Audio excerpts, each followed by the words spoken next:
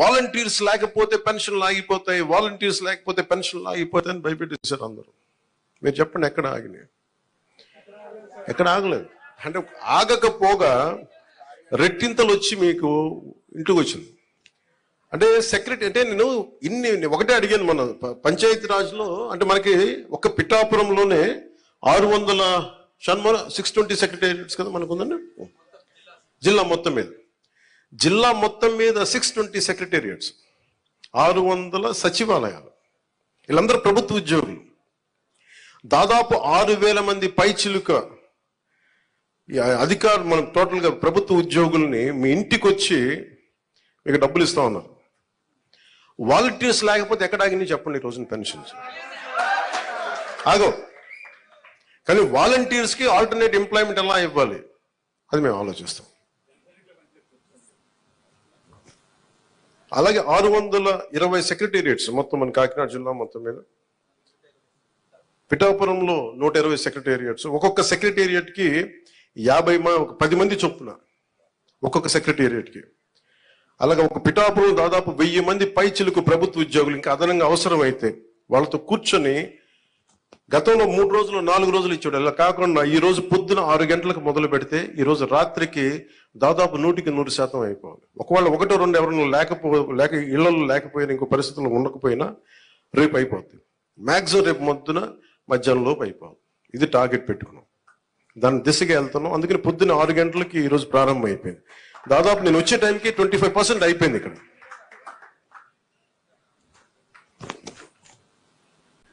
అదే మీరు ఊహించుకోండి, ప్రభుత్వ ఉద్యోగికి బాధ్యత ఉంటుంది. మీకు డబ్బులు ఇచ్చేటప్పుడు మిమ్మల్ని డబ్బులు అడగడానికి లేదు. ప్రైవేట్ ఉద్యోగి మిమ్మల్ని అడగలడు. ప్రభుత్వ ఉద్యోగి, సెక్రటరీ ఉద్యోగి మిమ్మల్ని అడగలేడు. ఒకళ్ళు అడిగితే మీరు చేస్తుంది it will become an accountability, జవాబుదారితనం. పలానా ఉద్యోగి వచ్చి అడిగాడని అక్కడ ఉన్న మా కూటమి నాయకులకి ఎవరికి ఒక్కరికి చెప్పినా, లేదంటే సంబంధిత అధికారులు చెప్పినా, ఎందుకంటే మీ కష్టం అది.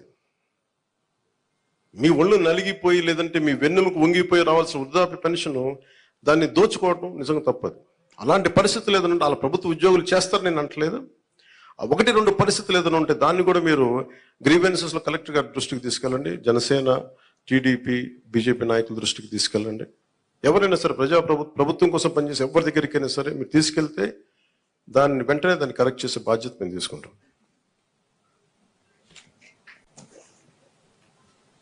ప్రతి ఎంప్లాయ్ దగ్గర ఈరోజు పొద్దున్న నుంచి కనీసం ₹1,00,000 ఉంటుంది.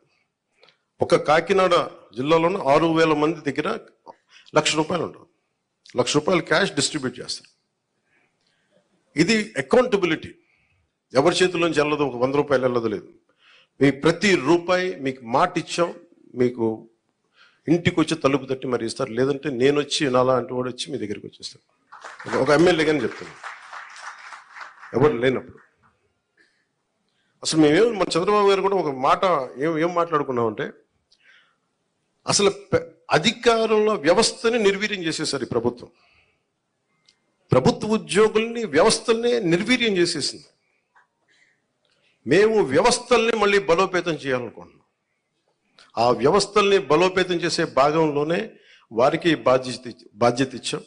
వారు ఈ రోజున మీకు ఇంటింటికి వచ్చి తిరుగుతూ ఉన్నారు. అలాగే ఐపీఎస్ కానీ, ఐఏఎస్ కానీ, రెవెన్యూ కానీ. మనం చూసారు సివిల్ సప్లైస్ మన జనసేన పార్టీ నుంచి వచ్చిన మనకి మంత్రి శ్రీ నాదెండ్ల మనోహర్ గారు ఎన్ని వేల టన్నులు పట్టున్నారో మీకు తెలుసు. ప్రభుత్వానికి చెందాల్సిన అది మన ప్రజలకు చెందాల్సిన రైస్ అది. మేము మాట్లాడుతున్నప్పుడు అందరూ ఆ రోజు ఎంతమంది నమ్మారు ఖచ్చితంగా. కానీ ఈరోజు మేము వాస్తవంగా చూపిస్తున్నాం. మీరు మా మీద పెట్టుకున్న నమ్మకాన్ని మేము చూపిస్తున్నాం. గోడౌన్లో ఎంత రైస్ ఉందో చూడండి. ఎవరి డబ్బు అది? ఇప్పుడు మీరు అడుగుతా ఉన్నారు మీరు గోవిందరావు గారు, మన డబ్బు అది. మీకు అర్థమవుతుందా? మీరు ఎవరు వ్యక్తులు నాకు అనవసరం. నాకు అది అంటే మీకు డబ్బు సంపద పెరిగితే మనం డబ్బులు ఇవ్వగలం. సంపద లేకుండా కూర్చోబెట్టి ఇండివిజువల్స్ రిచ్ అయిపోతున్నారు. ఇక్కడ వ్యవస్థల్ని చంపేస్తున్నారు, వ్యక్తులు పెరుగుతూ ఉన్నారు. వ్యవస్థలు పెరిగి డబ్బు ఉంటే తప్ప మీరన్నగా 40 కాదు 1,00,000 మందిలో డబ్బు ఇవ్వగలం. మేము దానికోసం పనిచేస్తున్నాం. కొంత మీరు పెద్ద మనసుతోటి మాకు మీ ఆశీర్వాదం కావాలి. పని చేయడానికి సిద్ధంగా ఉంది. మనస్ఫూర్తిగా చెప్తున్నాను. ఈరోజు నేను వచ్చింది పెన్షన్ పండుగ.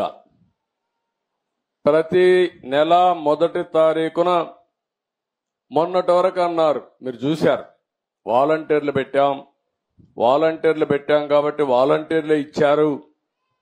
ఎన్నికల్లో వాలంటీర్లు వద్దని చెప్పి ఎన్నికల కమిషన్ ఆదేశాలు ఇస్తే ఈ ముసలవాళ్ళని పంచాయతీ ఆఫీసుకి తిప్పి 33 మందిని ఆ రోజు ప్రభుత్వం చంపేసే పరిస్థితికి వచ్చింది. మంచి ఎండలు మే నెలలో ఎండల్లో తిప్పి దిక్కుదెలిని పరిస్థితిలో ఏప్రిల్ మేలో 33 మంది చనిపోయారు.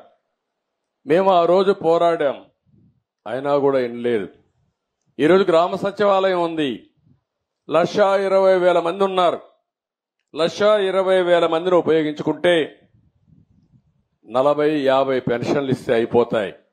ఈరోజు అందుకనే ఆ పట్టుదలతోనే గ్రామ సచివాలయ సిబ్బందితో ఒకే రోజు రాష్ట్రంలో అందరికీ పెన్షన్ ఇచ్చే కార్యక్రమానికి శ్రీకారం చుట్టాం. ఎందుకు జరగదో చూపించాలని.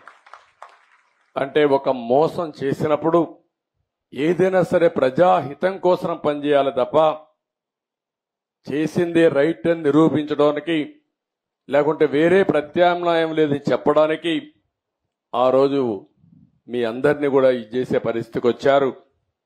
దగా మోసం, మాట్లాడితే అబద్ధాలు. నిన్న కూడా మీరు చూస్తూ ఉంటారు, అనునిత్యం 5 ఏళ్లు అబద్ధాలతో బతికారు, ఇప్పుడు కూడా అబద్ధాలతో బతకాలనుకుంటున్నారు. నా దగ్గర అది వీళ్ళ కాదు. వాస్తవాల్ని ప్రజలకు చెప్పి మీలాంటి అబద్ధాల కోరల్ని శాశ్వతంగా రాజకీయాలు లేకుండా భూసమాధి చేసే బాధ్యత తెలుగుదేశం పార్టీ ఎన్డీఏ తీసుకుంటామని చెప్పి నేను మీకు తెలియజేస్తున్నా. ఈ సందర్భంగా ఒక మాట కూడా చెప్పాలి. మొన్న నేను అదే మరి పవన్ కళ్యాణ్ గారు ఇద్దరం కూడా ఎన్నికల ముందే జట్టు కట్టామంటే దానికి కారణం ప్రభుత్వ వ్యతిరేక ఓటు ఒక్కటి కూడా చీలకూడదని ఎప్పుడైతే 2 పార్టీలకు ఒక అవగాహనకు వచ్చామో ఆ రోజే ఎన్నికలైనాయనే అభిప్రాయంతో అందరూ వచ్చారు. ఆ తర్వాత బీజేపీతో కలిశాం. 3 పార్టీల కలయిక కూడా మీరు గుర్తుపెట్టుకోవాల్సింది, ఈ రాష్ట్ర ప్రయోజనాలు ఆశించి ఇప్పుడుండే ప్రస్తుత పరిస్థితిలో ప్రజలు గెలవాలి, రాష్ట్రం నిలదొక్కోవాలన్న ఆలోచనతోనే చేశాం.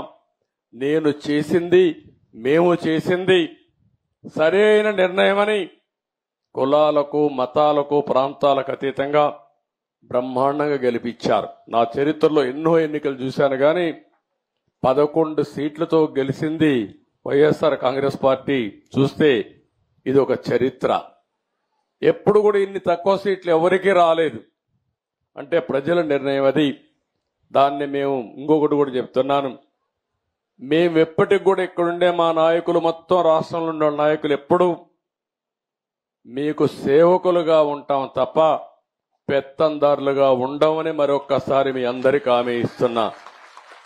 ఎక్కడ పోయినా సింపుల్ గా ఉండడం, ఇదే మరిగా రచ్చబండ మీద కూర్చోవడం, మీ సమస్యలు వినడం, పరిష్కారం చేయడం, ఇది మాకిచ్చింది ఒక బాధ్యత, అంతేగాని ఇది ఒక అధికారం కాదు. ఆ విషయం కూడా మీ అందరికీ గుర్తు చేస్తున్నాను. ఇప్పుడు సబ్జెక్టుకు వస్తే, మొట్టమొదటిసారిగా పెన్షన్ ఇచ్చింది, ప్రారంభించింది నందమూరి తారక రామారావు గారు.